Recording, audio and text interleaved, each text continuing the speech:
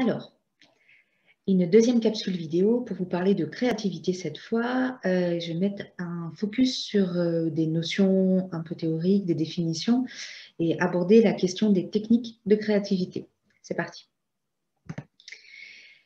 J'interviens en fait sur le sujet de l'innovation et de la créativité depuis très longtemps, depuis plusieurs années maintenant, et je n'aurai donc pas qu'une parole académique, je vais aussi vous proposer mon regard sur le sujet, à commencer par l'introduction.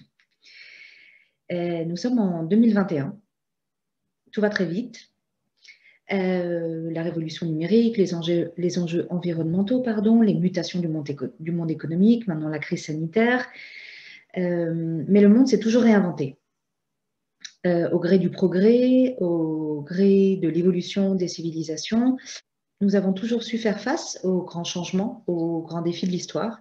En créativité, on dit très souvent, et j'en reparle en quelques minutes, qu'il faut sortir de la boîte, qu'il faut penser out of the box. Il faut en fait sortir du cadre de ce qui est connu pour inventer de nouvelles façons de faire et dépasser les freins et les obstacles du passé pour continuer à avancer. Pour cela, il faut une boîte à outils à penser des solutions. La créativité a une place importante, voire même très importante, dans cette boîte à outils de l'innovateur de demain.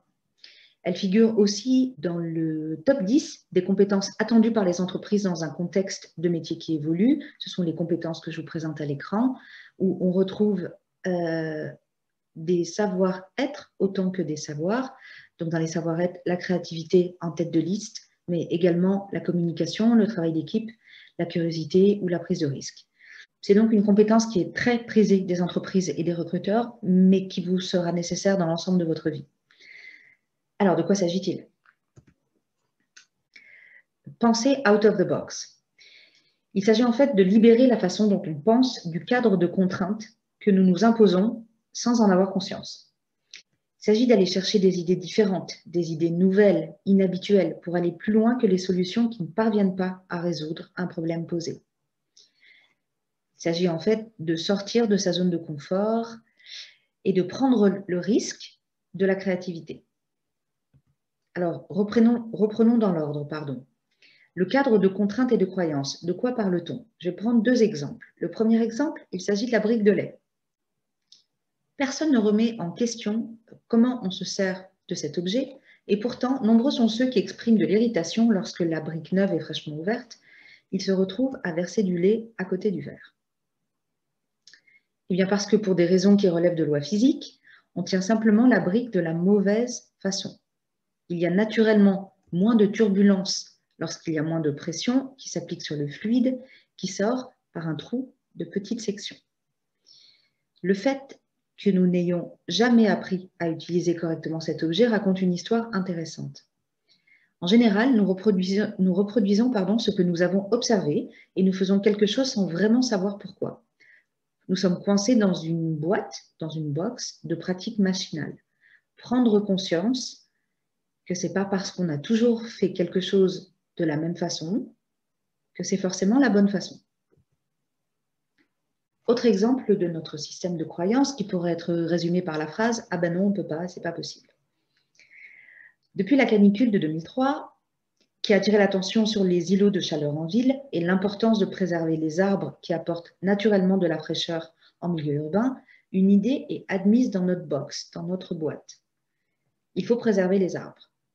Mais pourtant, lorsqu'on se retrouve dans la complexité d'un chantier de construction, la réponse que l'on continue à obtenir, c'est « Ah ben non, on ne peut pas, vous comprenez, l'implantation du chantier, oh ben nos machines, elles doivent passer par là, forcément il faut abattre, on n'a pas le choix, etc., etc. » Vous voyez très bien de quoi je parle. Pourtant, certains arbres que nous abattons sont parfois multicentenaires, ils étaient là bien avant nous, bien avant la ville, bien avant les voitures. Et si nous ne les abattons pas, ils connaîtront encore des générations de petits humains. Et pourtant, en réfléchissant out of the box, on trouve des solutions. Au Japon, par exemple, lorsqu'un arbre gêne un chantier d'une nouvelle construction, au lieu d'une coupe à blanc, on le déplace. C'est une technique qui est connue, qui est documentée. C'est en fait possible. C'est un choix et cela nécessite de penser out of the box. Pour finir sur une petite touche humoristique en donnant la parole à un personnage fictif qui nous dit que nous devons sortir de notre culture pour voir les entraves, en fait les chaînes dans la citation originale, pour voir les entraves qu'elle a placées sur votre réflexion. La boxe, c'est notre cadre culturel, c'est notre système de croyance. La pensée créative, c'est être capable, lors d'un exercice, lors d'une technique de créativité, de sortir de cette boîte et de visiter d'autres façons de penser dans le but d'envisager des solutions nouvelles. Très bien, mais comment on fait ça? En résumé, il faudrait apprendre à être créatif. Nous le sommes tous naturellement quand on est enfant, puis on nous apprend à être logique, analytique, performant et finalement à reproduire des schémas existants qui ont déjà fait leurs preuves. Mais ce n'est pas très créatif tout ça. Et on finit par perdre cette capacité créative instinctive. Ce qu'il faut, c'est réapprendre, c'est se réentraîner. C'est accepter de sortir de la pensée linéaire, la pensée analytique, le temps d'un exercice créatif ou d'une technique de créativité qui nous propose un détour créatif. On parle alors de pensée latérale. Penchons-nous sur les techniques de créativité qui s'intéressent à la découverte d'idées nouvelles. On appelle ça le processus d'idéation. Elles sont toutes sur le même modèle. Partons d'un défi créatif, un défi que l'on se pose, un problème à résoudre. En suivant un raisonnement logique, nous arrivons à des idées réalisables, mais qui ne sont pas forcément capables de répondre au défi. Il faut accepter de diverger, c'est-à-dire de sortir du seul raisonnement logique et percevoir d'autres idées, celles que l'on censure souvent dans le cadre de la pensée linéaire. En poussant l'exercice jusqu'à l'éloignement, il est possible d'avoir accès à des idées intuitives qui semblent insensées, mais qui émergent de ce lâcher-prise, de cette mécanique de la pensée latérale. C'est le stade où l'on cherche à exprimer un maximum d'idées, sans censure, sans filtre. Le but, c'est la quantité, et la quantité uniquement. Trouver un maximum d'idées envisageables, possibles, inhabituelles, inattendues.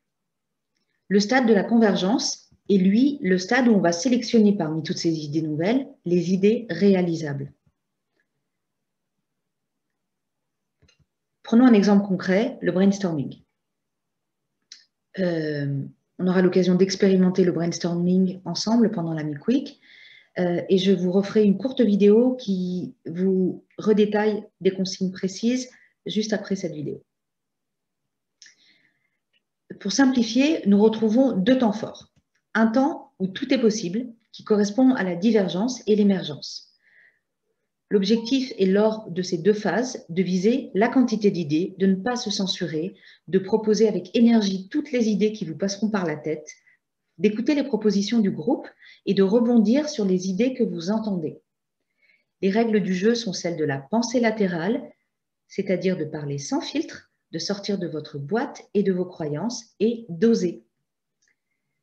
Une fois qu'on a vraiment joué le jeu, avec les règles du jeu de la pensée latérale, on aborde alors la phase de convergence qui prend en compte les contraintes réalistes et qui passe au filtre de ces contraintes toutes les idées qui ont été annoncées précédemment.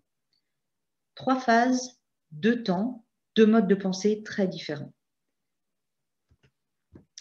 Pour finir, une citation de Einstein, on ne peut pas résoudre les problèmes avec le mode de pensée que celui qui a créé le problème. Pour finir, je vous souhaite une pensée créative et latérale riche qui vous permettra de faire face aux grands défis à venir en commençant par ceux de la Meek Week. On se voit dans la vidéo suivante qui traitera du brainstorming.